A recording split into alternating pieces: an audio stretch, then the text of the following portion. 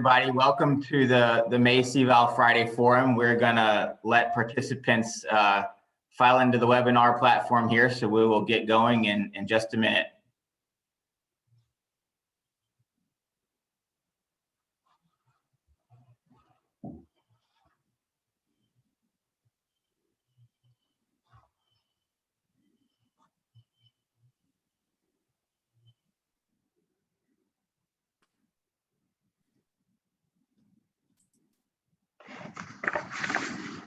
All right, I still see participants filing in, so we'll give it another 30 seconds or so and get started.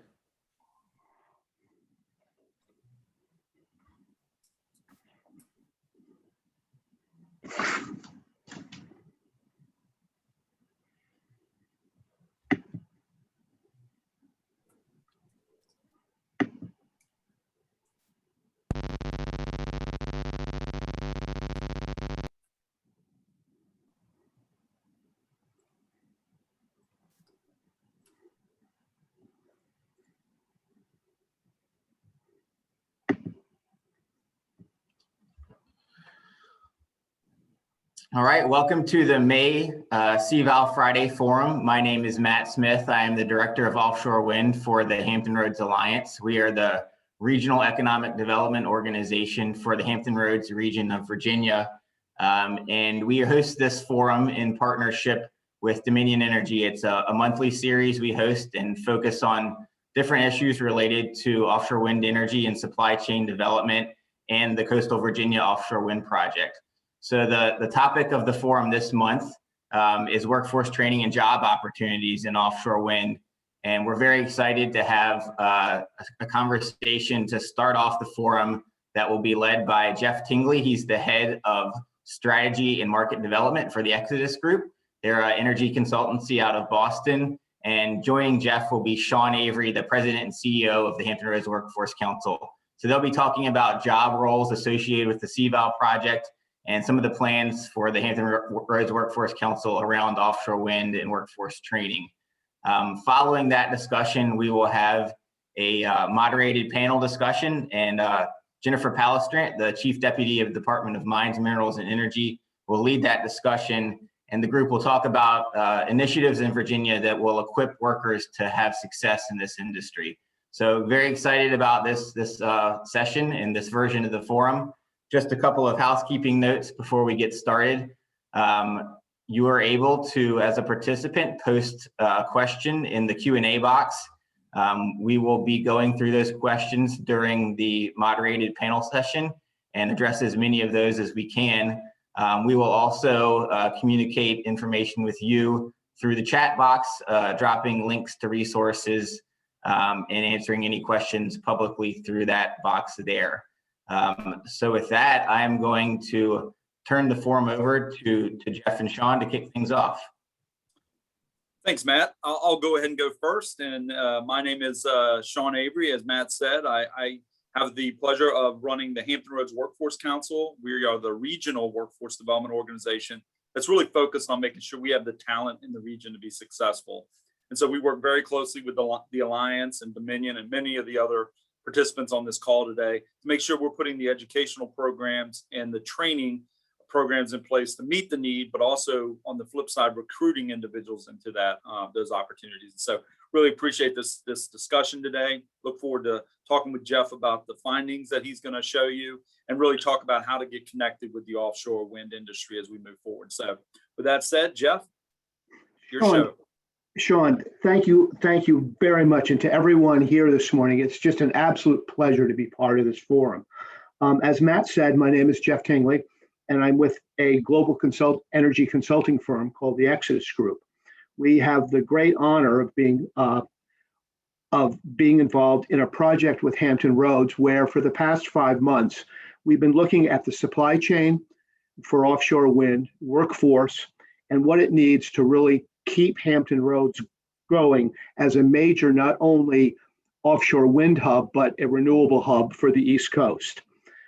As part of this process, we have interviewed extensively all the major developers, all the major tier 1, and all the major OEMs involved in offshore wind.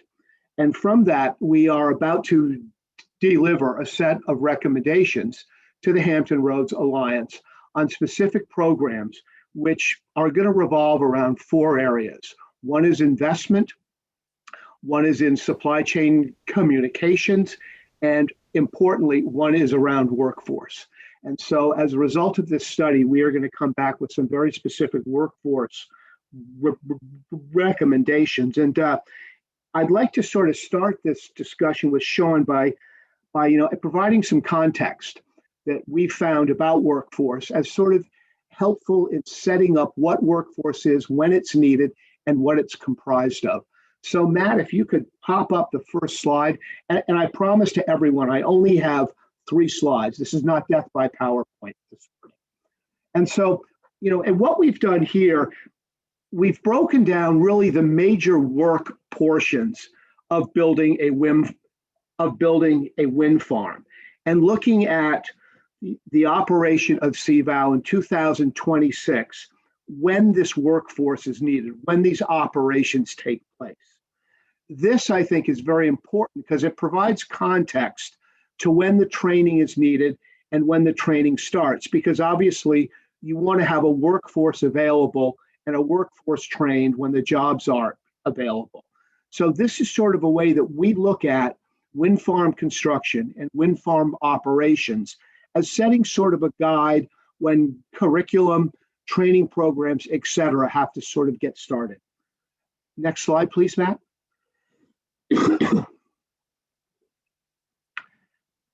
We have identified through our research and through work in other wind farms around the world that there are 625 different job roles it takes to not only construct a wind farm and the work that takes place on shore, but also maintain it and operate it through its lifespan. And so what this chart really shows here is when the bulk of people are needed. What's interesting about this chart is there are spikes in activity, and then once certain things are completed, that workforce migrates to other areas of operation and other jobs. And I want to make very clear, this is not showing full-time employees. This is just the job roles that are needed. Next slide, please, Matt. And so we've looked at, if you look at sort of the major categories of jobs down the left-hand column, we have minimum training requirements, certification, experience, et cetera. These are done in general terms. Obviously, there's specificity that goes within certain job roles, but just sort of a context of the timing it takes to get people properly trained and properly up to the requirements that the developers and that the OEMs and tier ones require. So this is where the coordination between training organizations, educational institutions, job boards, et cetera, need to take place. And so this is the context that we put around the development and operation of an offshore wind farm concerning the workforce. And we find this to be a helpful measure to begin the discussion with all the partnerships that have to take place. What's really clear in all this is that it really is partnerships. It's partnerships between training institutions. It's partnerships with community college systems, universities, et cetera, the developers themselves, the OEMs themselves, in order to ensure that we have the proper workforce available at the time needed for the successful completion of the CVOW project, both on time and on budget.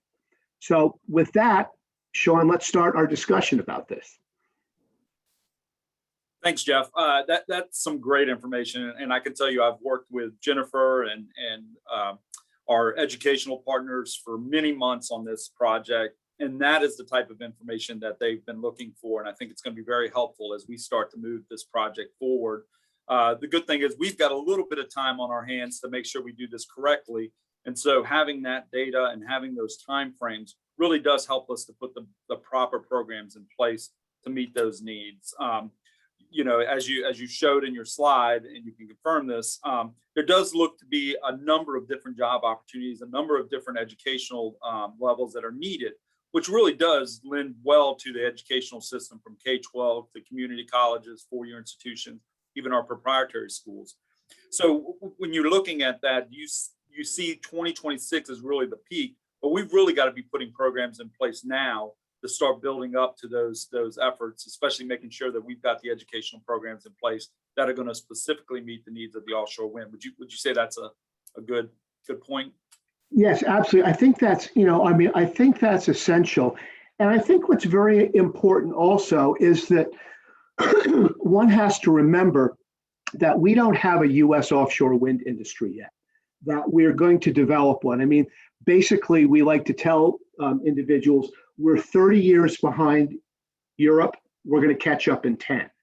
That is a very steep curve of learning. What we found is that the partnerships between the global companies coming into Hampton Roads in order to supply the components and the work is very important to coordinate, because they have quite specific training requirements, certification requirements, a diversity and inclusion requirements. And so one thing that we find is very helpful, and this is why this forum is so important, as we get closer to Dominion actually announcing who the package suppliers are. So who are the main companies that are going to supply the turbines, the installation, the cabling, the foundations, et cetera. Those companies will be able to work very closely with all you on exactly what they need. And that helps from a very specific functional plane, design training programs. A lot of the requirements that they bring, we have similar ones here, but the communication has to take place to make sure our certifications and theirs sort of match up, and that the training is involved. And they're very willing, open, and able to help that process, because their job depends on the completion of their package on budget and on time. And that is going to require a workforce. So it really is this communication that has to take place early, often. What's interesting also is that you mentioned, high schools, et cetera. There's a lot of paths into offshore wind. You don't have to be a geospatial scientist. There's very, very good trade work that can take place as well. So it's bringing the opportunity to different educational institutions and really describing the paths that they can take in order to enter the industry. That's a great point, Jeff. If you took your slide that you showed the various levels that you need, that is a typical what a career pathway looks like. So there are opportunities to come in with no education, no high school diploma or GED, but actually move up onto that super highway we call for educational opportunities, on ramps and off ramps, and get involved in this industry, and it has a lot of great opportunities. I've read the reports, and I know many on this call have probably read it as well, that Hampton Roads is a prime location for these opportunities because we're already doing a lot of these skills here in the region. I've seen the reports, and Jennifer has said this many a times, that 90% of the skills for offshore wind match up with shipbuilding, ship repair, which absolutely key is it clearly is our regional asset. But the one thing we don't want to do is steal from one region to help with another. And so we have to increase our capacity, our educational institutions, to make sure that we are meeting the needs of both our shipbuilding, ship repair industry. We've also got a number of bridge tunnels that are being built right now, as well as a lot of construction activities going on. And then we have this whole new industry that we want to make sure that we're meeting the needs of. Would you agree that that there's a lot of overlap in the skills that are available? There's absolutely, welding on a ship and welding a foundation are not much different. They're welding skills. What I would say, though, I think that the context of offshore wind, everyone tends to think of the turbines that are out at sea. Most of the jobs in offshore wind are actually onshore. There's a lot of work that has to take place to upgrade and to make the transmission of all that power coming in has to be distributed onshore. So there's lots of work that doesn't necessarily take place out at sea. And I think a lot of people think, well, I've got to have GWO certification to work in offshore wind. That's true if you're on the turbine. But I would say that probably 60% or maybe more of the long-term jobs are actually onshore. And you're absolutely right. You can't steal from one industry to another. But I think what you have in Hampton Roads that makes it so attractive as a renewable energy hub is you have a lot of, matriculation out of civilian naval and out of naval jobs into the workforce. Those are perfect jobs.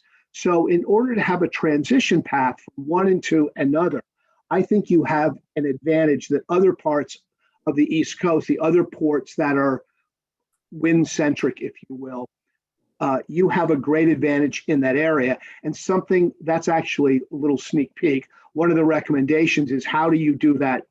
What's the way that you can, matriculate that skill set from one industry to another? Because the Navy's always filling people in itself. So as people move out, how do you keep supporting what's already there? It's a very good point, Sean. Yeah. And I don't think a lot of people know, or maybe there's some confusion, is most of these jobs aren't even going to be employed by Dominion Energy. It's really around the supply chain and the supports and the subs that are going to be, the subcontractors are going to be putting this together. Isn't that kind of the case that this is really a broad industry sector? It's not really just one employer that we're supporting here, but really a number of employers and really making a big economic difference here in our region. Oh, absolutely. And I should have mentioned this up front. So Sean, thank you for, reminding me. As part of this work that we're doing with Hampton Roads, we looked at all the companies that have signed up in the offshore wind database, analyzed them, put them into an offshore wind context to show exactly where you were strong, where there's some gaps, where you needed to add on to.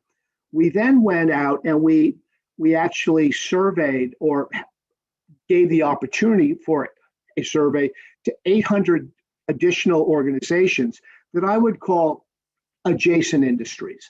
So it's someone that makes a component for a different industry, for shipbuilding as an example, that with a little bit of tweaking and with a little bit of training could actually be part of the offshore wind industry. There are tiers and tiers of companies involved in offshore wind. If you look at typically how a project is built, the developer, like Dominion, classifies what they call packages, which are large scopes of work. Those scopes of work are given to a company. Let's take in the sense of your turbine, Siemens Gamesa. So Siemens Gamesa has the turbine contract. They now have to find a supply chain to support that contract. It's more advantageous for them to look locally than bring everything from overseas. So there's a real thirst and a real desire to build that supply chain. Another thing that you have in Hampton Roads, which is a real advantage, is the MOU that you have between North Carolina and Maryland, which is allowing for the sharing of, if you will, local content across states. That strengthens your work pool extensively. It also gives a great deal of comfort and a great deal of support to these large OEMs that now can look sort of out of a state at where they're going to get their workforce from and how to coordinate that across state lines. So that's another real advantage. But you're absolutely right. There are there are thousands and thousands of components just in the turbine itself. When you think of a tower, the tower needs to be painted. It needs to have ladders welded on it. It needs to have an elevator installed in it. It needs to have cabling inside of it. It needs to have cable boxes. I mean, the number of parts and services are very, very extensive.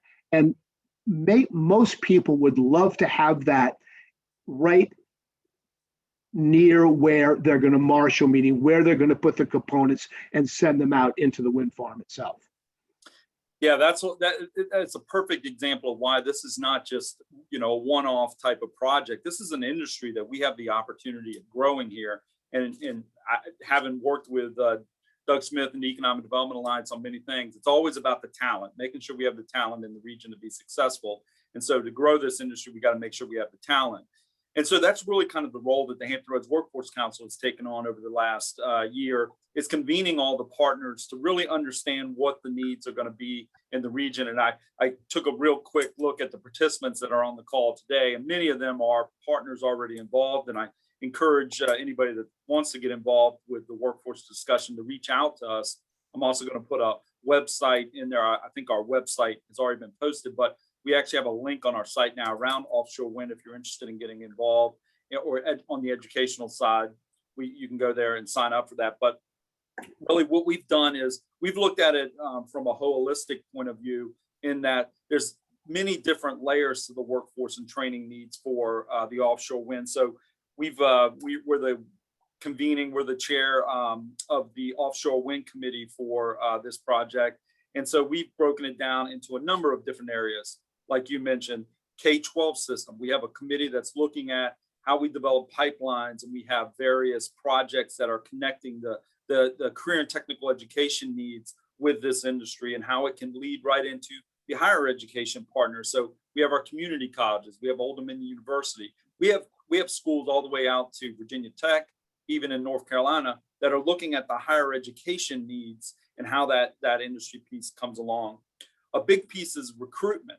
So we're going to need a number of individuals. You mentioned that 625 roles. That's not 625 jobs. That's just roles. Roles, that's correct. Roles, there's a number of individuals that are part of that. So we know recruitment is going to be a big piece of what we need here in this region. And we want to be able to train as many people here in the region as we can, but we know there may need to be recruitment from outside the region. So we're looking at that as well.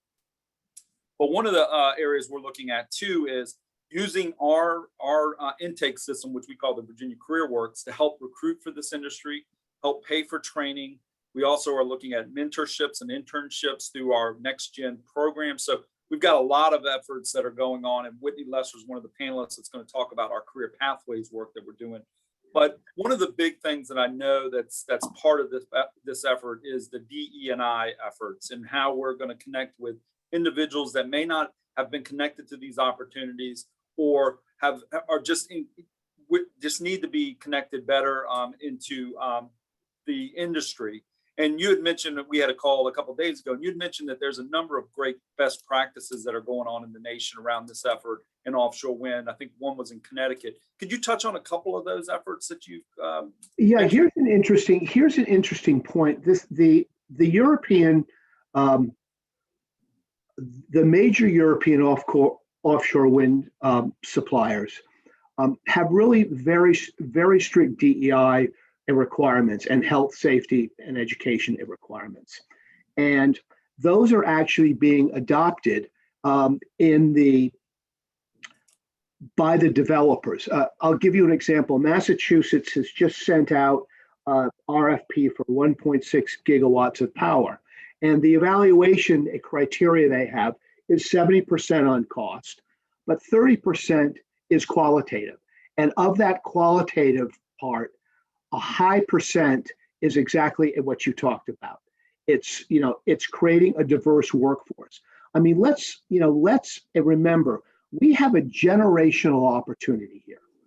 I mean, we have, from an industry perspective, the CapEx for the 30 gigawatts that the country is planning by 2030 is $80 billion. And it is tens of thousands of workers. And so this is an opportunity to really create a multifaceted, multicultural workforce. And these are not just jobs that go away when the wind farm gets built. I mean, if you look at someone who's in construction, as an example, that in steel, that person works on port infrastructure that needs to be updated. When that part is over, then they go to work for the foundations. When that part's over, they work on shore. So there are multiple jobs. These don't last just for 2 years. These are transitional work as well. So there's a long-term economic benefit, most importantly, to the individual, to the locality, to the region, to the state, and to the country's economy. I mean, it really is this. It's one of the most exciting things, at least as you can probably tell, I'm probably one of the older people on this call. It's one of the most. I mean, it's one of the most exciting job creation opportunities that I've certainly seen in my business lifetime. And the training that you provide really has long-term success, and these are good jobs, good paying jobs. I would say they're not jobs, they're actually careers. And that's what we want to move people into. And there's a thirst, once again, from these OEMs who will help you in this process, who will tell you exactly what they need, will help provide the training, will help guide you in the curriculum that you need in order to get that workforce, available.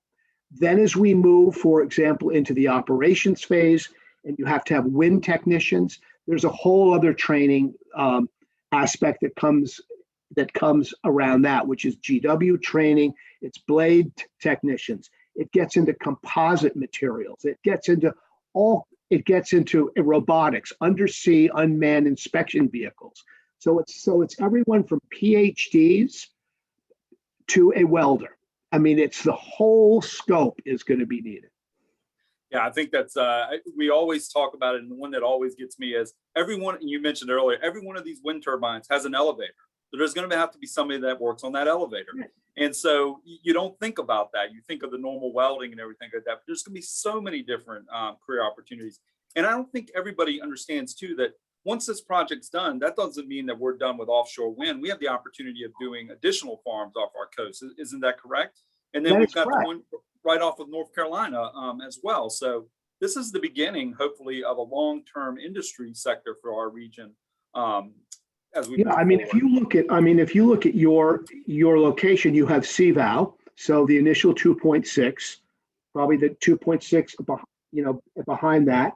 Kitty Hawk is 3 800 megawatt tranches, so 2.4. Then you've got Wilmington East and Wilmington West under that, which are lease areas. You've got the New York Bight, which is 4 big lease areas off of New York and New Jersey. And so the amount of development that's taking place, I think I may have this wrong, but I'm going to be pretty close. I think around the time CVOW begins its operation in 2026, from 2026 to 2028, there are 300 turbines a year being commissioned. That is an enormous amount of work that has to take place. And you have the advantage in your area of a couple of things. Number one, you've got a great port. And that's number one. Number two, you don't have any height restrictions going out of the port. And number three, you've got a big project. Mm-hmm. Those three things. And then the fourth, and probably the most important, you have a lot of experience in maritime work. You build ships, you repair ships. You have that expertise already there. And so you have built in what a lot of people are looking for. And one thing that is sort of obvious but has to be said, the bigger the item, the closer to the water it has to be, because every time you pick up and touch one of these things, it's more expensive. So you have all that quayside available as well. And you've got available land, and I know people are talking about the use of some of that land. So you will not only be a region to support the Virginia project, but we really see you as the really premier renewable energy hub on the East Coast. Yeah. And that requires lots of jobs. Yeah, absolutely. I think you've said it right. These are not just, these are careers. This is not a one-off shot. That you get involved in this, you've got career opportunities. And I know our time's running out here, but I do want to say that I've seen a few questions pop up that there's going to be a lot of training opportunities involved in this, apprenticeship opportunities, on-the-job training opportunities. And if you're really interested in getting involved in that, we really reach out to the Workforce Council. We can help you get involved in those efforts. We're going to be working with our community-based partners, the Urban League, localities, neighborhoods, to really help recruit for these individuals. So it really is, this is a perfect time to help us develop this strategy on how we're going to recruit, how we're going to develop the training. I know a lot of my training colleagues are on here as well, but really I encourage our partners to reach out and get involved in what we're doing to help make sure we've got the workforce to be successful. Last question for you, Jeff, and I think you've already touched on it, but we know that the report's going to be coming out, and there's going to be some recommendations, and it sounds like workforce development is going to be one of those key areas that you're focusing on. It is. And so I guess in closing, you want to just kind of tell us to stay tuned on that, or? Yeah, stay tuned on that. But I mean, I can tell you that from all the work that we've done with other regions, with these large OEMs, with wind farms around the world, workforce is one of the most important elements. It's what attracts businesses. Businesses come to places because they feel they can get work done efficiently. So there's obviously economics, but when you open the doors, you want people to come in. And so having those people available is really important. And I would just say that as we move through the project, and I know, Sean, your organization, it does a fantastic job at that, is working with the OEMs and tier ones to design training to their specifications is what, is what will help Hampton Roads in its continued success. Well, thanks, Jeff. And again, please visit our website. Whitney's going to jump on here in a little bit. I'll be able to answer a few more of the questions that are in the comments. But Jeff, thanks for taking the time with me. And Matt, we'll turn it back over to you. Thank you very much. I appreciate it. Great. Thank you, Jeff and Sean, for that fantastic discussion about the opportunity presented by offshore wind, the job roles that are going to be available in Virginia, and some of the resources that we're developing in the region and the state to make sure that our workers can take advantage of that opportunity. So we will transition now to our panel discussion. So it is my pleasure to introduce Jennifer Palastran. She is the Chief Deputy of the Department of Mines, Minerals, and Energy, but more importantly, she is the leader of the Virginia offshore wind team that is going to establish Virginia as a hub for the offshore wind industry on the East Coast. So she'll tell you that, I'll tell you that, and I think it's true. So with that, I will let Jennifer take over this discussion, introduce herself and her organization, and allow our panelists to introduce themselves as well. Go ahead, Jennifer. Fantastic. Thanks, Matt. Good morning, everybody. I'm so glad y'all, we have 113 folks on this call this morning. That's so exciting. You know, it really does show how much workforce development is just top of mind for everybody when we talk about new industries and we talk about opportunities in Hampton Roads. And so for those of you who don't, I haven't had the pleasure to meet, my name is Jennifer Palastran. I am Chief Deputy for the Department of Mines, Minerals, and Energy. We are the lead energy agency for the Commonwealth, so much so that we're changing our name this summer to the Department of Energy. One of my major jobs is to develop offshore wind for the state. And for those of you who don't know, my office is in Richmond, but my home is in Norfolk. So I've spent many years here in Hampton Roads doing workforce development and economic development with TCC and other organizations. So offshore wind has been near and dear to my heart for quite a while. And I was really honored in October of 2019 when Governor Northam asked me to come to Richmond and become Chief Deputy. So we are in just an amazing place where with offshore wind. We are, as you've heard, you heard Jeff and Matt and Sean talking about, we are creating a completely new industry in the United States. That doesn't happen every day. As a matter of fact, it doesn't happen very often at all. This is a very, this is an advanced industry in Europe, but it's brand new here. And so we're really, really doing an amazing job of working together, taking our strengths, moving them forward, trying to look at how we can share this with the whole Commonwealth.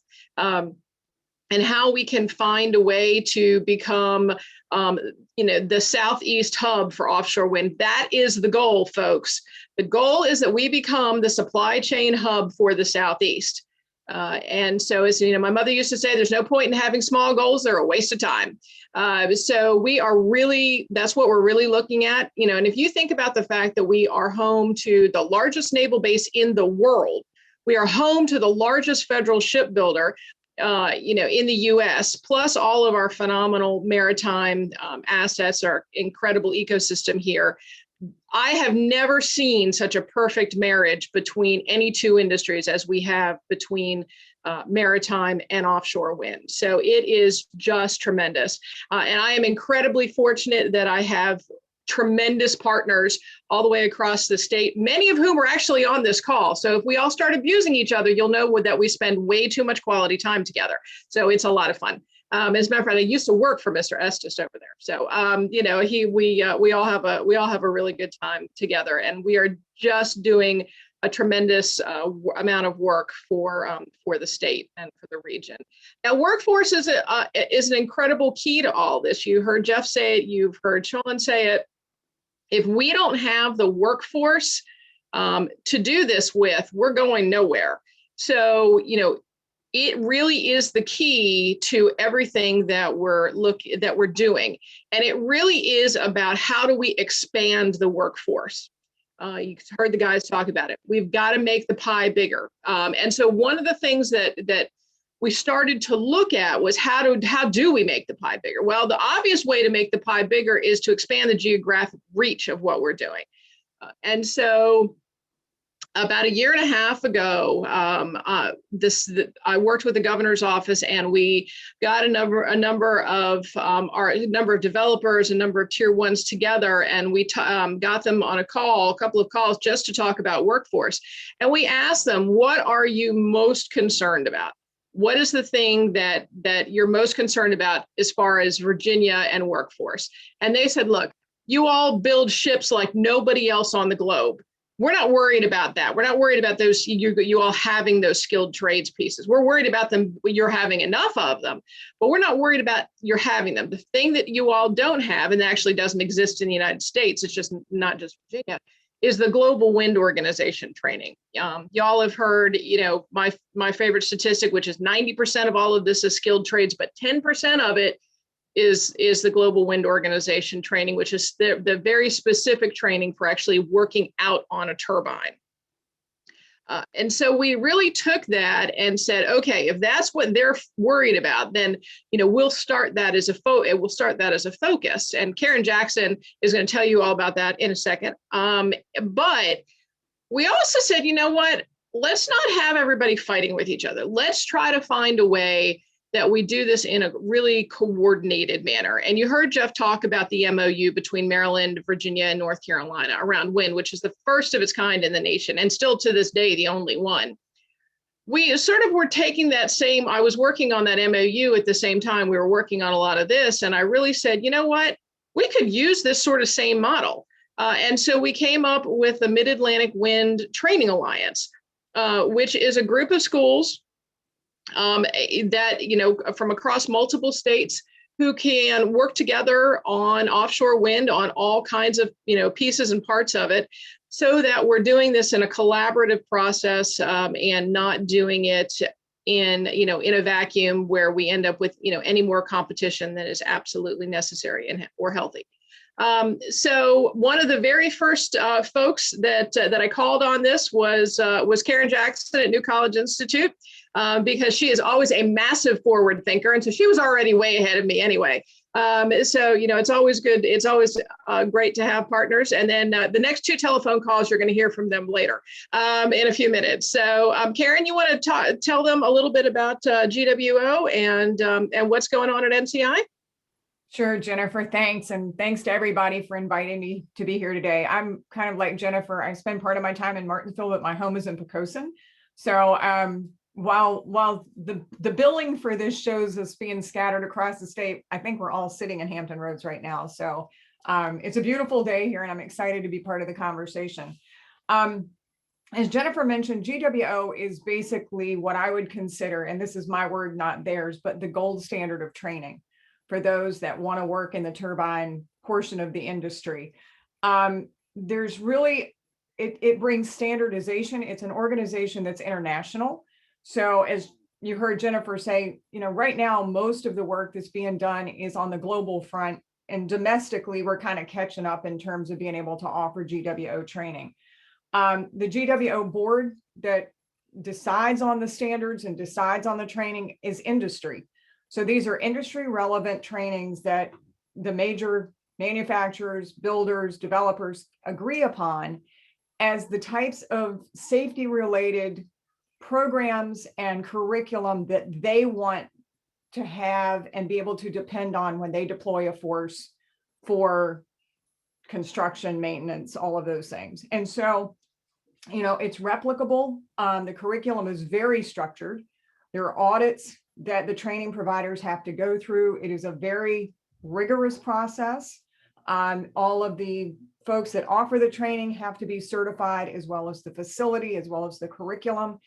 And that lends the industry with the availability to say, look, wherever you've been trained, we know that this is what you've been through. We know that this is the curriculum that you've received, and it becomes a very easy hire and it's not going to get you the job by any stretch, but it gives a level of confidence on the part of the hiring entity that they know what you've been trained in. And so to get to what we're doing in Martinsville, Virginia, I am the interim director at the New College Institute, have been down there since July 19.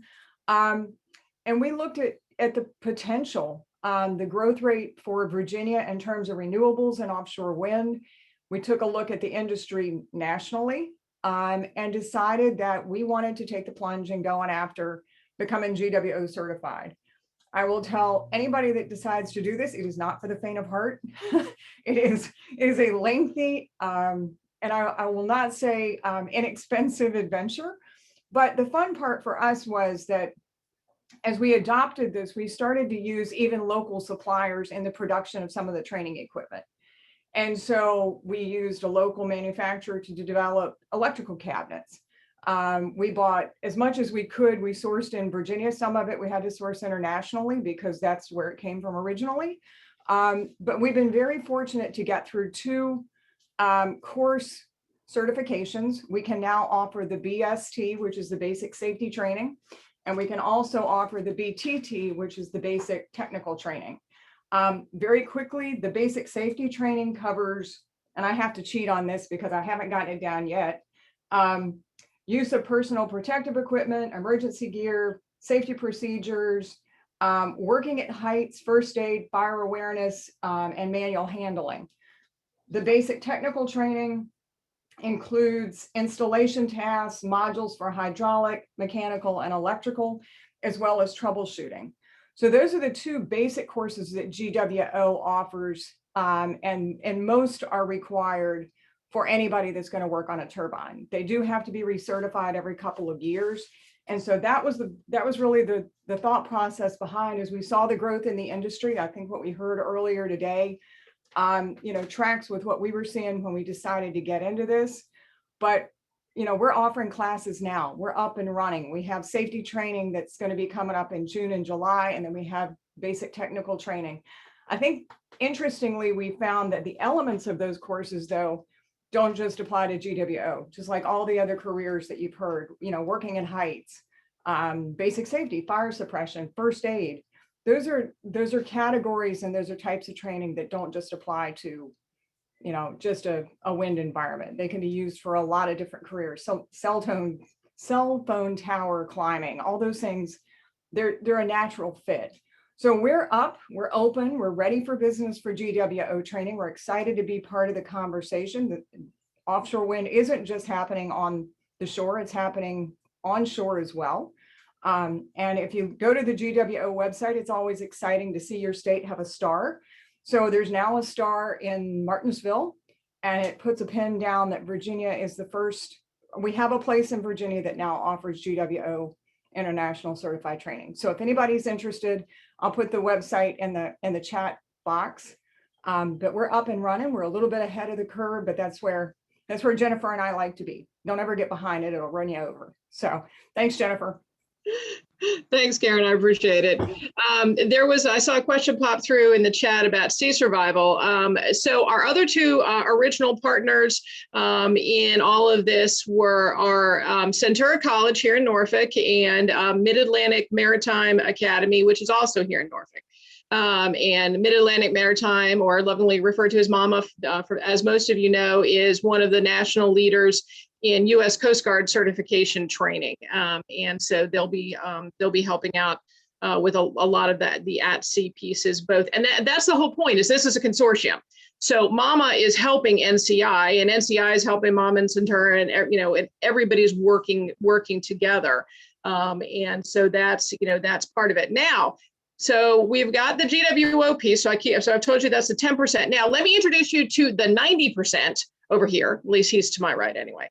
And that is my favorite guru of skilled trades, Todd Estes, who was for many years with Tidewater Community College and then Virginia Community College System. And now he has like the coolest new job ever. So he's going to tell you all about that. So Todd, off to you to do the whole skilled trades piece. Well, good morning. Thanks, Jennifer. I really appreciate it. And I am happy to be here today. What a good conversation. What a great conversation, as a matter of fact. I really enjoyed Sean and Jeff's conversation earlier, a really data-driven conversation that's really important and will be really important to us as training providers moving forward. And just real briefly about myself, Karen mentions from Pocosa, and I know Jennifer's from Norfolk.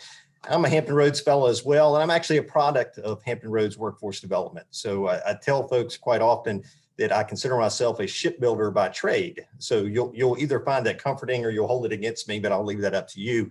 But I was with Newport News Shipbuilding for 19 years before I moved over to the public sector to help out with workforce development. So this is something that I'm excited about, and I'm excited to be helping in a small way. And so I think Jennifer mentioned, I'm actually with a new effort. So I'm actually with the Community College Workforce Cooperative, and I'll mention that and just kind of establish some baseline knowledge because it's brand new. So we just kicked off earlier this year. So really late January, early February. So we're just underway. And the Community College Workforce Cooperative represents a partnership between 3 of our local community colleges. And so we're talking about Thomas Nelson, Tidewater, and Paul D. Camp. So what we have done is we've decided to come together in a formalized workforce development partnership in an effort to better serve our region and the large scale needs of our regions, like offshore wind, maritime shipbuilding, and the like. And so we're really excited about that. And why would we do that? Our colleges are doing really great things right now and serving their local partners through skilled trades programs and the like Jennifer mentioned. But we think we can do more by working together. If there's nothing that's more consistent in the workforce development conversation right now, it's a discussion of alignment, coordination, right? And so that Sean mentioned that repeatedly. Jennifer's already mentioned it. I know Whitney will afterwards. But so as community college training providers, we are taking the onus upon ourselves to make sure that we're doing that so that we can bring to bear the public resources in the most consistent and cost-effective way within the region. So we can seek those innovations and those scalable solutions that can be elusive when we work independently. By working together, we feel like we can do much better in a more cost-efficient way and respond in a more consistent way regionally to the large-scale needs like offshore wind. So we're really excited about the new effort. I'm personally excited to be here, and we have it underway.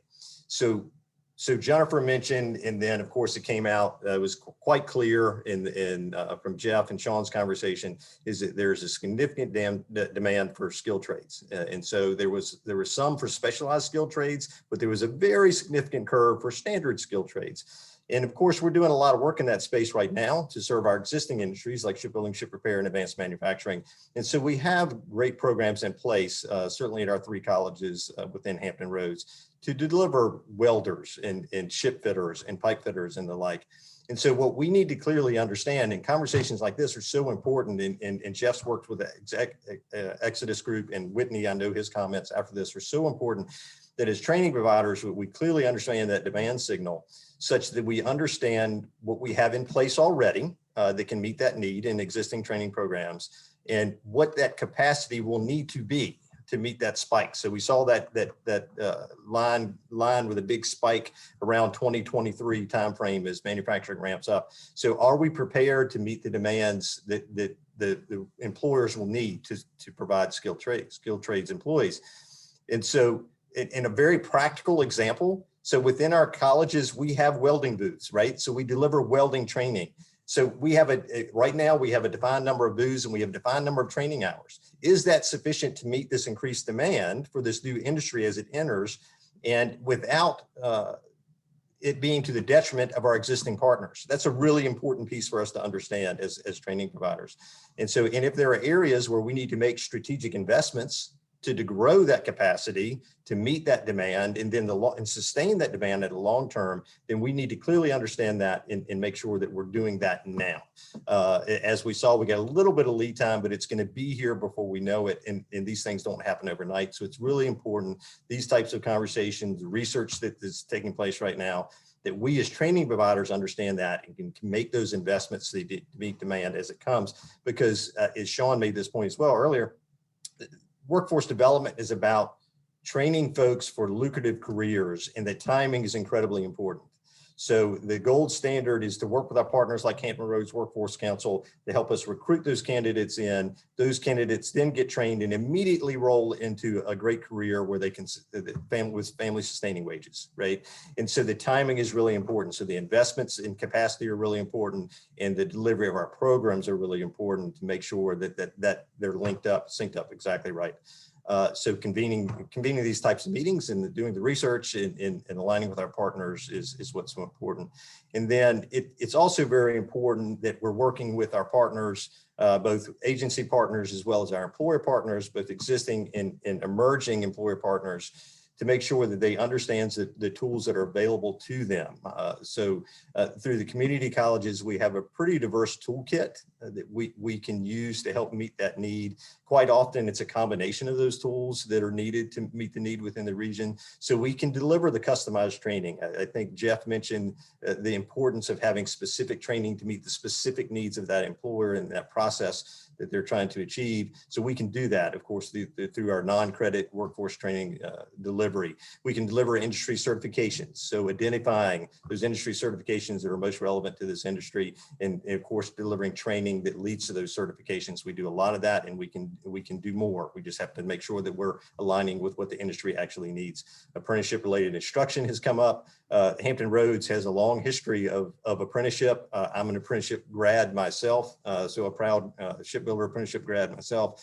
And so shipbuilding has used apprenticeship historically for decades and centuries to support their workforce, but so has advanced manufacturing and professional services. So our colleges have a long history of providing related technical instruction for a registered apprenticeship. And so this may be a strategy that the offshore wind energy sector may want to rely on, and we need to be prepared to deliver that. And then talking about, for a slightly longer term strategy, our academic programs. Obviously, we deliver certificate and associate degree level training, and of course those associate degrees also transfer to great partners like ODU and CNU and HU and the like within our region.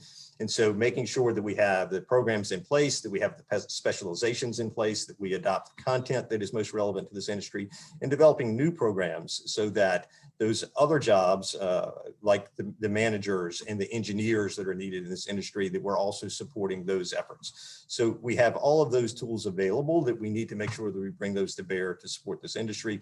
And then we also have to recognize that we have lots of public resources that can help support both students and employers, right? When we're talking about lowering cost, lowering cost to student, lowering cost to employers and delivery of this training.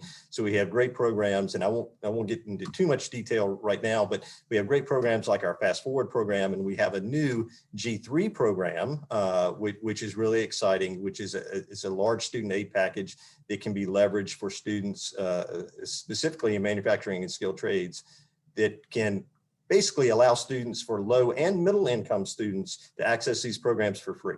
And that's kicking off on July 1. The funding will be available in our next fiscal year. And so we're really excited about that as well. And so leveraging those resources as we build these programs is critically important. But at that point, I think I'll throw it back to Jennifer.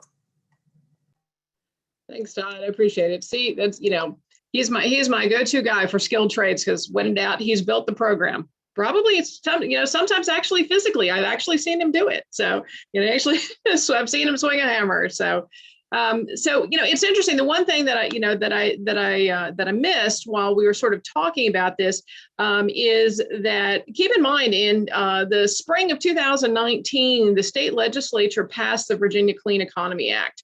So it is the largest omnibus renewable package legislation in the South. And so that's where, so that's a lot of the impetus behind, I always joke that Virginia went from the back of the pack in terms of renewables to the front, to the front in one giant step. So it is in the legislation for 5.2 gigawatts of offshore wind.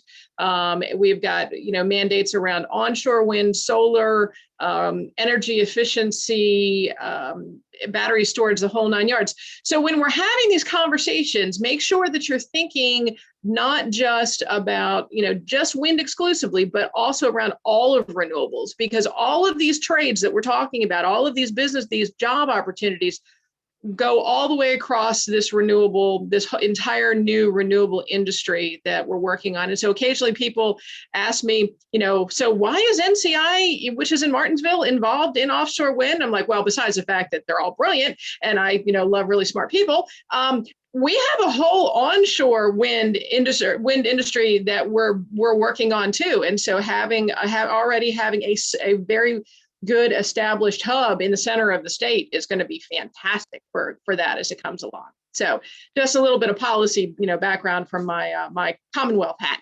So meanwhile, well, when in doubt, if you need to do anything around workforce, you call the Hampton Roads Workforce Council and say, help. And they all jump to, and they are the best that there is at helping connecting people to training and getting them to work, and really looking at our region and making sure that it moves forward and that we have the people that we need. So Whitney, why don't you tell us all about everything that's going on at the council? Thank you, Jennifer. I appreciate it. And I appreciate being included here today. In workforce, the strongest buzzword and the key concern anywhere you go these days is talent. 2 years ago, the Workforce Council commissioned a study of regional workforce and talent, and it produced a report called the Talent Alignment Strategy. That report underscored a growing labor shortage in this region, and it also described the opportunity that we have to build on the existing partnerships and collaborations to create a world-class talent development system. So the Hampton Roads Workforce Council, which is currently in the process of merging with the Greater Peninsula Workforce Board to create a truly regional body that serves all of Southeastern Virginia, is the organization that has dedicated itself to being the leader in creating a targeted talent pipeline in the 757. Solving this problem requires full-time dedicated staff, and I came on board about 18 months ago as the first member of this team. So we have architected a plan. We've created a toolkit that presently features 27 different initiatives and programs, all with a focus on the 3 pillars of talent: development, taking the workforce that we have here and providing training funding, on-the-job training, incumbent worker training, soft skills, career and technical ed, apprenticeships, internships, you name it. Retention, keeping the good talent here that we've got, keeping them here. That includes transitioning service members, that includes college students. Look out for Campus 757 these days. And attraction, Sean mentioned that we're going to have to go out of market to get, we don't have enough warm bodies to fill the jobs we've got. So after we generated our plan, we began to secure funding to start to put this into action. And last year we secured a large grant from Go Virginia, and that, coupled with our own match of funds and the allocation of a lot of resources, this grant has allowed us to start building a team of dedicated personnel to begin bridging these gaps. And our group is initially got a focus on just one industry segment to be a proof of concept, to find some success before expanding to businesses across industry clusters. And our focus right now is the maritime industry, which drives so much of the Hampton Roads economy, and this includes offshore wind. Maritime obviously features shipbuilding and ship repair workforce most prominently, but it also includes critical elements like the port, supply chain for the industry, and even bridge tunnel expansion, like got mentioned. There's a lot to it, and there's a lot of need. The addition of offshore wind to this mix will only deepen that need for these skilled, credentialed, experienced workers. So right now, all our eyes are on the demand signal for offshore wind. We have to know what we're solving for when it comes to this new lane of the maritime workforce. And we're asking the same questions that are being asked here today and being asked of us as a group. How many of which positions, what are the skills, what are the credentials, what are the certifications needed for each of them, what are the wages expected for them, and obviously what's the timeline. So our team is going to be systematically pursuing these answers in advance of the actual need. And I'm encouraged by what Jeff presented here today. We need to get it to a very granular state. And so what we're doing is our team will have dedicated employer engagement managers working with the employers to discern that very clear demand signal in maritime. Our business intelligence analyst, which will create a publicly visible real-time dashboard of the business need and just how we're closing the gap. And a director of strategic development who ensures that we are marrying the training and education providers' offerings and curricula directly to what the businesses in this region need today and will need in the coming years. Working with our friends and partners like the ones that we have at the Mid-Atlantic Wind Alliance. Once we achieve this clear demand signal, then we go to work on the supply side. And this is what the Workforce Council has been doing the best for close to 50 years. We want to deliver top shelf, qualified, certified, credentialed, experienced talent to offshore wind, just as we plan to do across industries in every corner of the region. And we will be putting these pillars of talent to work. And as was mentioned, emphasizing DEI, working with partners to look at untapped talent pools, disadvantaged populations, people in rural areas, areas of high poverty, formerly incarcerated workers, individuals with disabilities. We need to tap into every resource every pocket of talent we've got to make sure that this job is done right. The Workforce Council has long been the regional convener of workforce development. This program is a microcosm of that, and we're the hub to many spokes here in coordinating all the many efforts across organizations of all kinds here in the 757.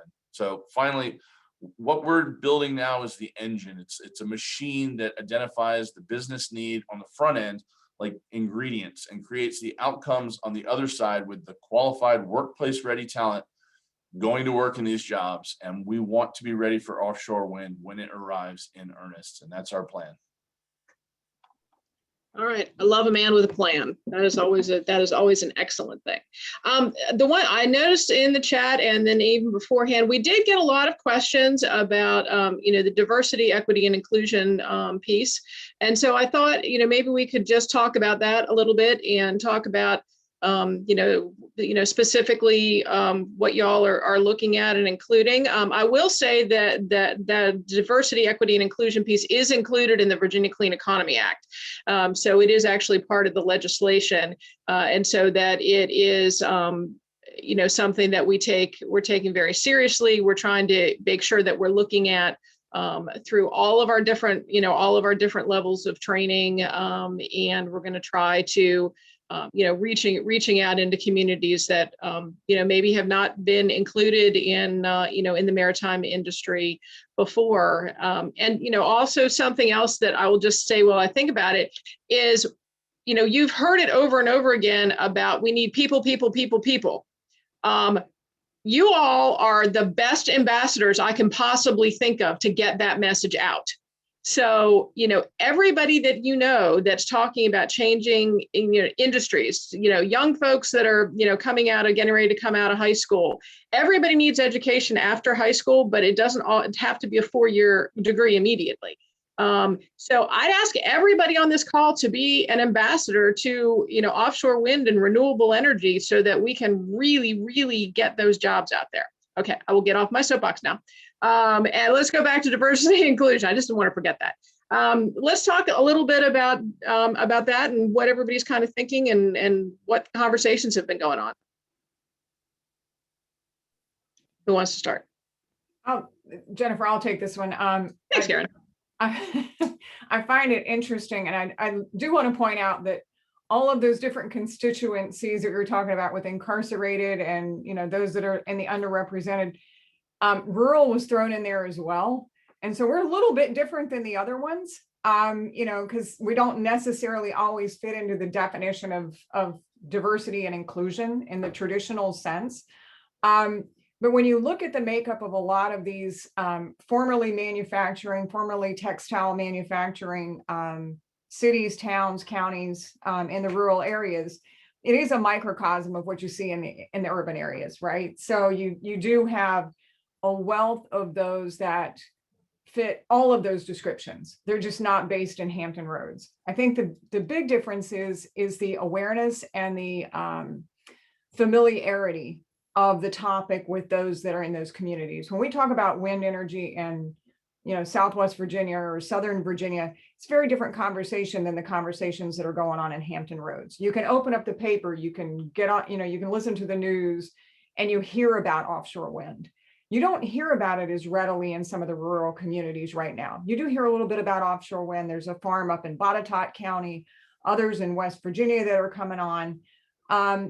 But I think there's going to have to be an element of just opening up the aperture for a lot of these folks about what the possibilities are. Did you know that you can be a supplier to a, you know, tier 1, tier 2 company that is doing XYZ in Hampton Roads? Do you know that there are careers that will allow you to go out 2 weeks and work on a turbine and then come back home for 2 weeks? You don't have to live or move in order to have some of these jobs. But I think for all of this, we're going to have to make sure that we don't assume what people know. And we have to break it down in ways that make it very clear what the careers are, what it means to have one of those careers, what the pay is, and then how it fits into the big picture. And we're going to have to do some, you know, there are other things like cybersecurity and other conversations I had when I was secretary that we had to spend a lot of just educational time, not on come get the education because it's here's what the opportunities are.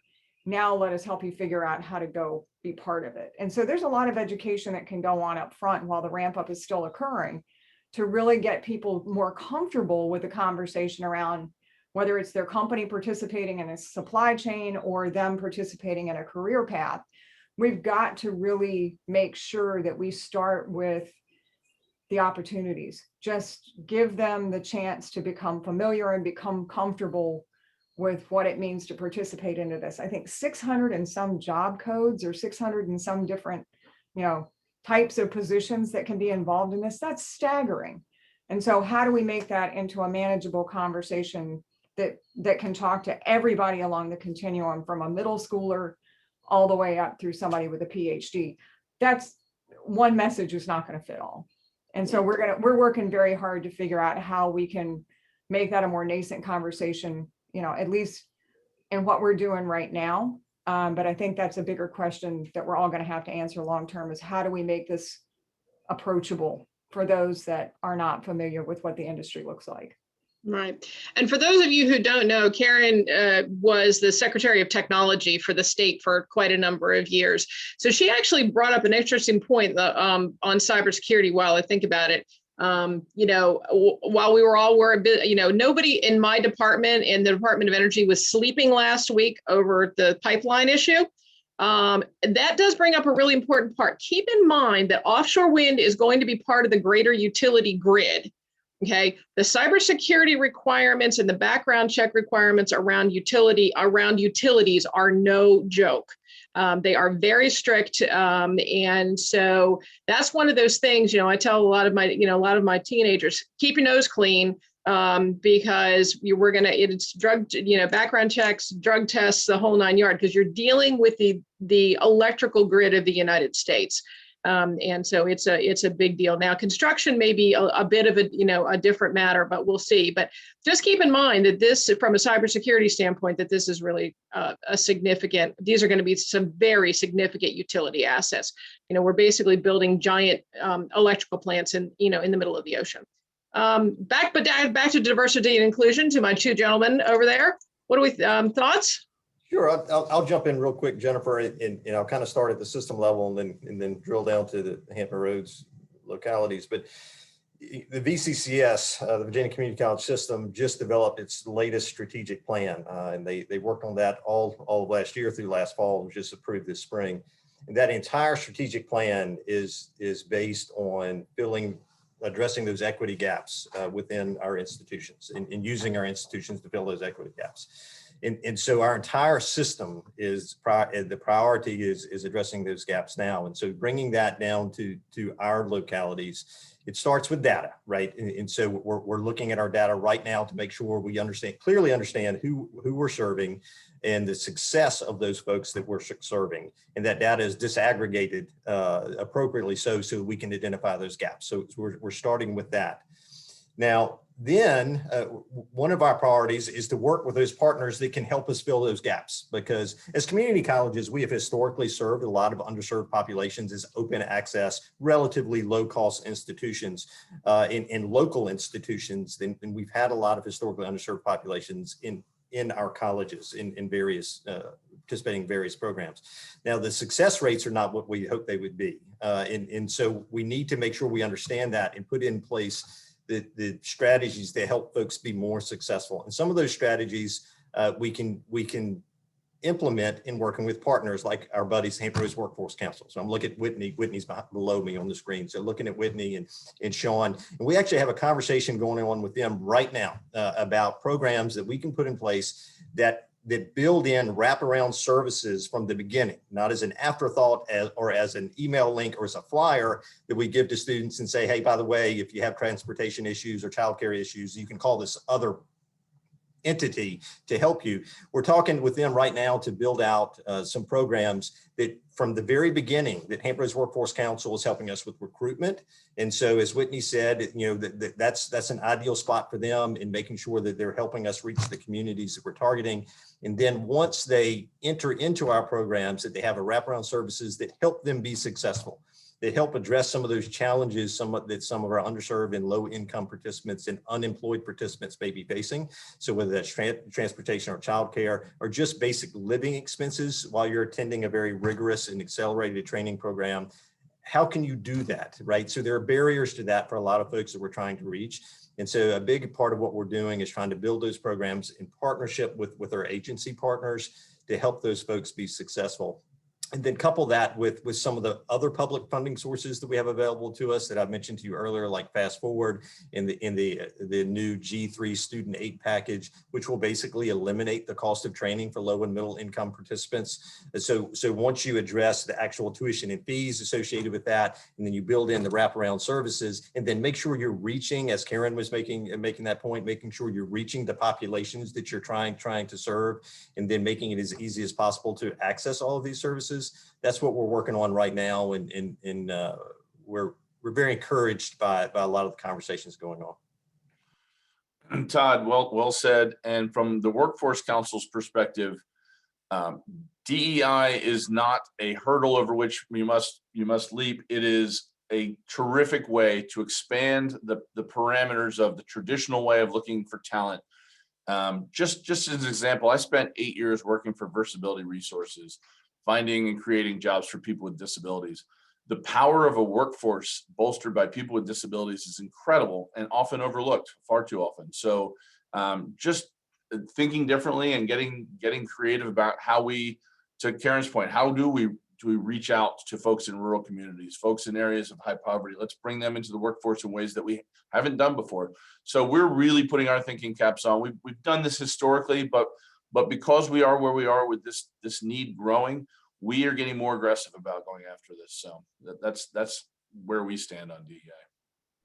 That's great. And you know, it's taking a lot of creativity, which has been just kind of amazing to watch and participate in. You know, we've been having great conversations with the folks at St. Paul's Place, as we're going through all of the, the rebuilding in downtown Norfolk. We've got the Workforce Council with TCC and other partners has had a fantastic federal grant around women in skilled trades, which I just absolutely love and would like to take and, just make it exponentially grow. And it's a wonderful grant that puts women, who have come out of domestic violence situations into training with wraparound skills for wraparound services for things like transportation and childcare and all of those kind of things has been very successful. So it's going to take it's going to really take it takes creativity like that, and everybody here really recognizes the additional support services that are going to be needed for a lot of these groups. TCC does a tremendous job with its skill bridge programs and things like that. Those backgrounds and programs, and the Workforce Council does too.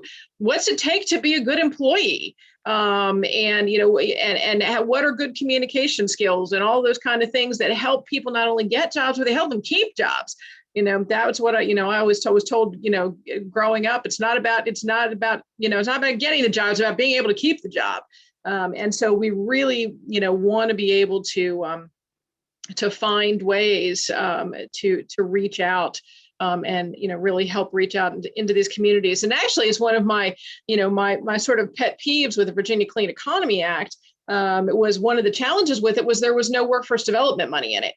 And so that's been a real challenge. And of course, last year with COVID, that was not a good year to go to the legislature. But this year, we really hope to go to the legislature and get basically some kind of a match to go towards workforce for renewable energy, because we can't keep bootstrapping this. We've got to have a way to really do this on a large scale if we're going to bring this new industry to the United States. And the good news is that from a federal level, we've had some the change of administration and the new secretaries that have been brought in, bless you, Whitney, have been tremendous. I went with the governor last week up to Washington, and we met with Amanda Lefton, who's the new director for the Bureau of Ocean Energy Management. And both Senator Kane and Senator Warner and Congresswoman Loria were all there. We were all in the same room in person. It was amazing. And we had a really great conversation about because BOEM handles all the permitting, but we actually talked a lot about workforce. So that was a good thing.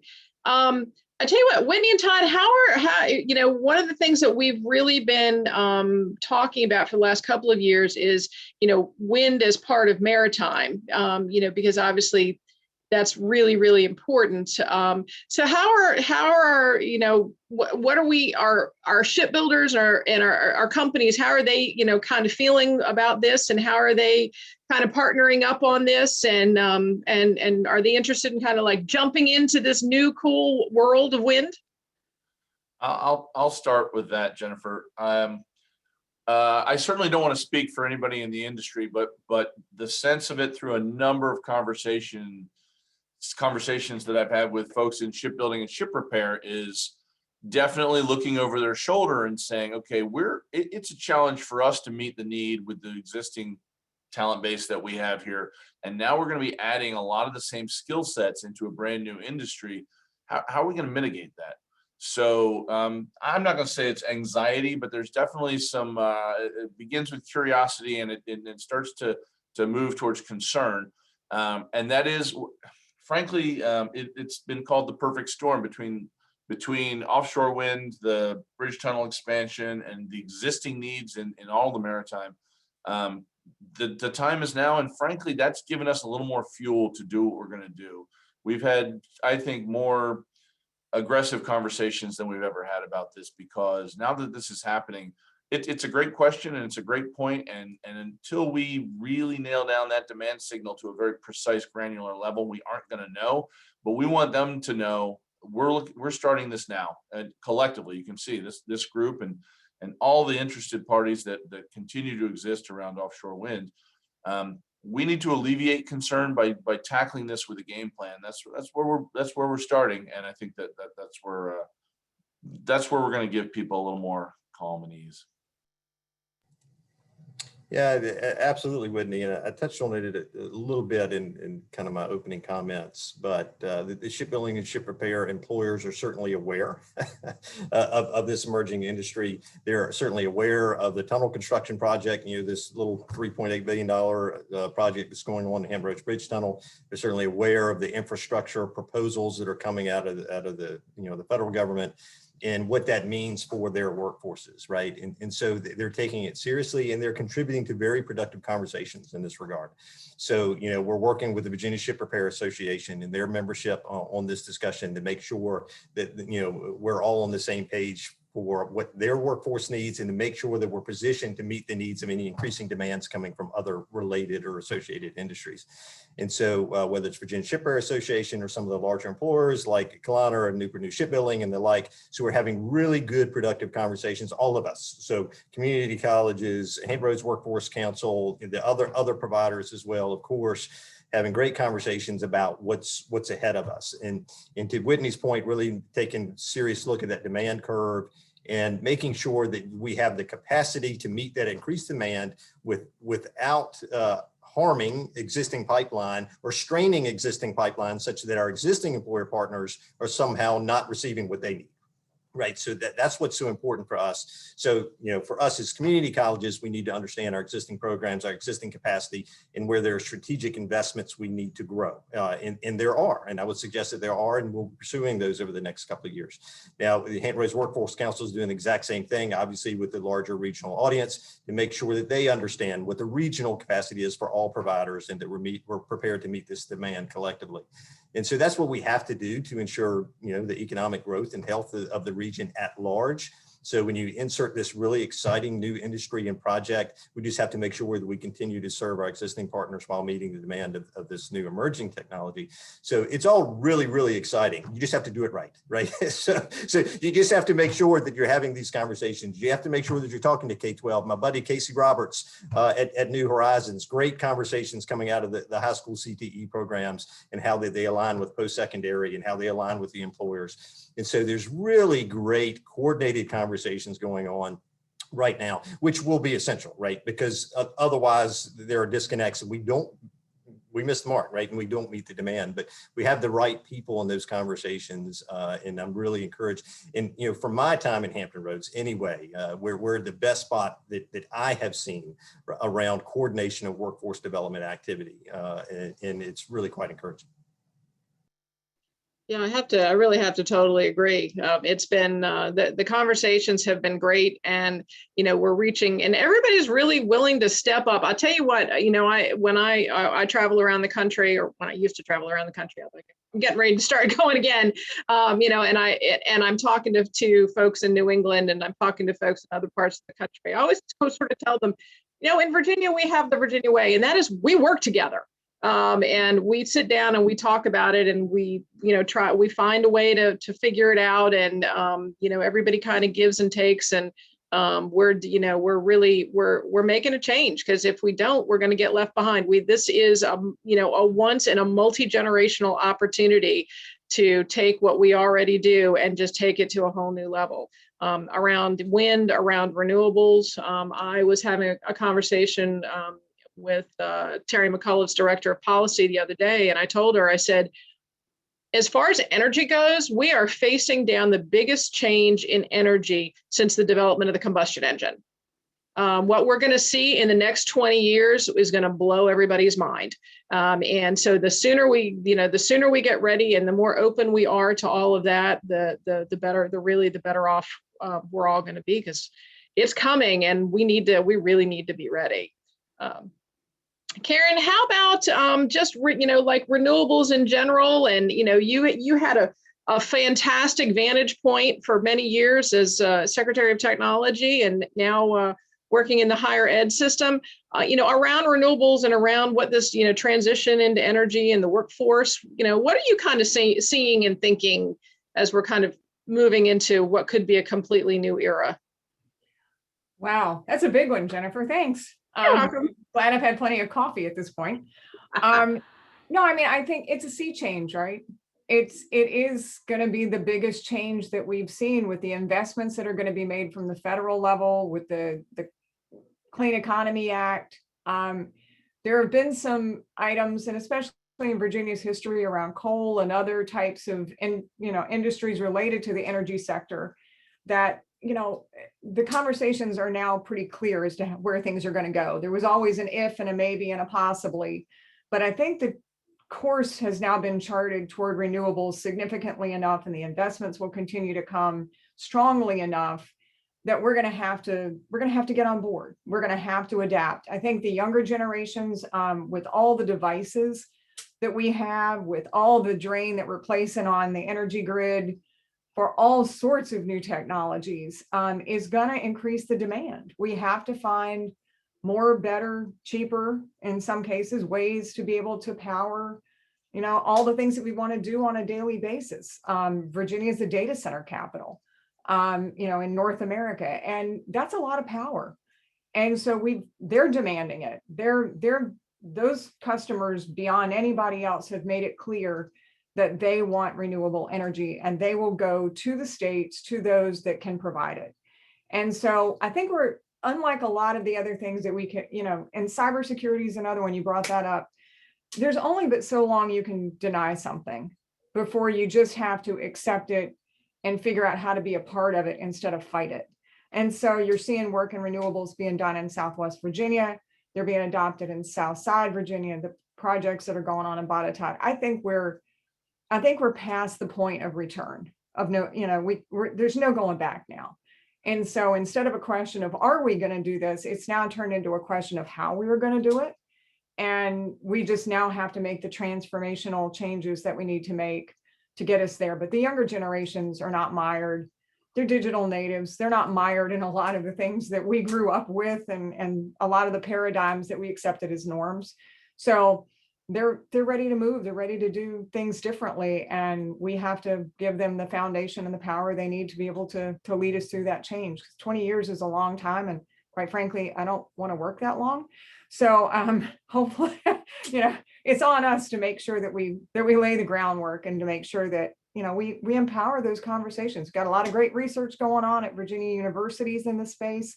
And we've got to give them the horsepower they need to really, from a policy standpoint, all the way down through funding. We got to make sure they've got what they need to be successful and to put Virginia in a leadership position. Awesome.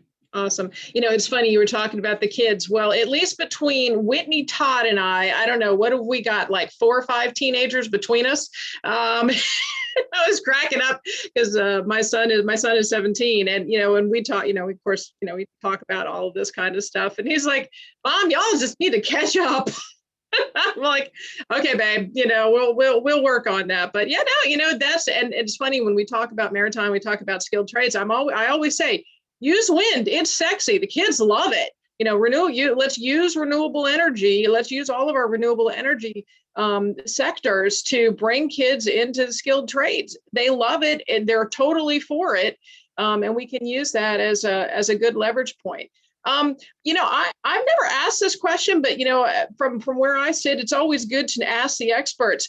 Guys, what do we need for workforce development? If you could wave a wand, have unlimited money, I don't know, whatever, what do we need? I think I'd start with awareness. It's so often people leave the region saying there's no jobs for me. People don't come here because it hasn't been marketed to them. I think that it's a huge part of what we're trying to do. As much as training is a massive part of this, and it will always be important, until at industries and offshore wind has it going for it. Like you just said, Jennifer, it's got more cachet than a lot of other industries. So there's something there, but I think awareness of how you correlate a skill set into a job and understanding that where they exist and what those wages will be, and that information will come. It's just not at our fingertips right now. But I think that if we could make the talent pool, not just in Hampton Roads, but beyond, aware of what this opportunity, what kind of massive opportunity this is for sustainable, good careers in a great place to live, then, if I could snap my fingers, then we'd be done. But as it is, we're going to sort of diligently plot ahead and do this brick by brick. All right. Awareness. Todd, what do we need?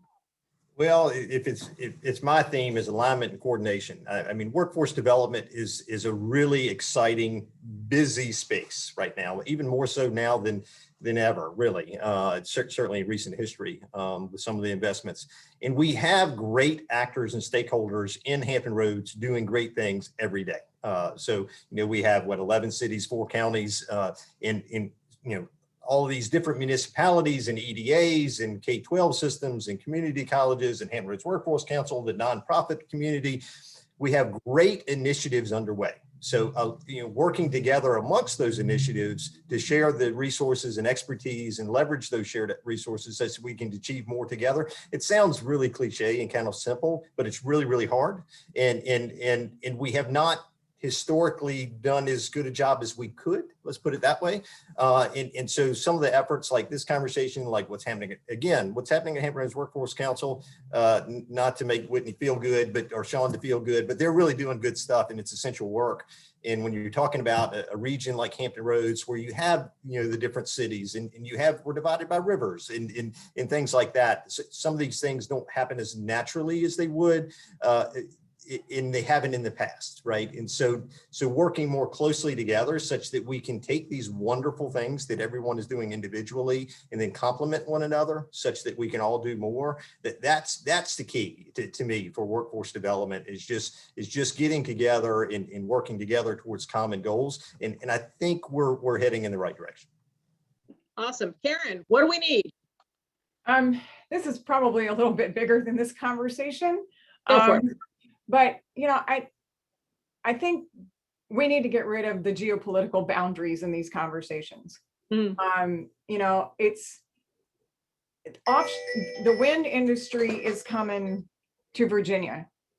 There needs to be a Virginia, and these are happening in pieces, but geopolitical boundaries are only seen by those of us who work in them, right?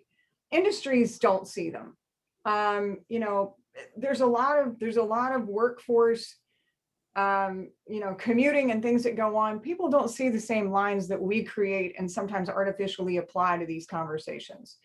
There needs to be a way that the wind conversation becomes a Department of Education wide topic that becomes discussed, like cybersecurity, like other things that have been initiated.